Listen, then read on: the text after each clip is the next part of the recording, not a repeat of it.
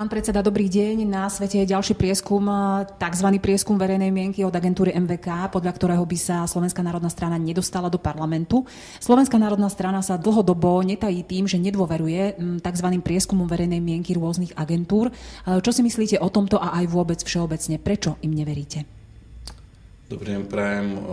Aj Slováci, Slovenky, je to skutočne úsmevné, keď si čítam tieto tzv. Prieskumy agentúry MVK alebo niektorých ďalších. Treba sa najskôr pozrieť, kto vlastní tieto agentúry. Sú to kdejakí bolševickí skrachovanci z minulého režimu, dokonca ktorí prišli aj zo zahraničia, z bývalého Sovietskeho zväzu. A teraz už ako slovenskí občania tu nalievajú rozum a chcú, dá sa povedať, zavádzať celý slovenský národ. My sme si tiež robili nejaký interný prieskum, tiež to bolo minimálne asi na 1100 respondentov.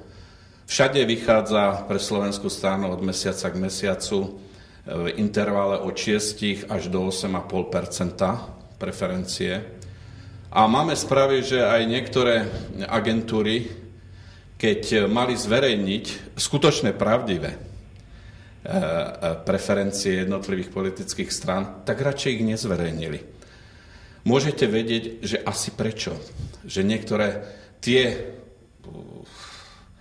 politické strany, ktoré teraz majú preferencie okolo 10 až 15%, v skutočnosti majú možno pod 5%. A samozrejme, že Slovenskej národnej strany by museli priznať tých 7%. Takže skutočne vám hovorím, neverte týmto tzv. Agentúram, ktoré sú, dá sa povedať, zaplatené, aby dezinformovali a predovšetkým dezorientovali slovenského voliča.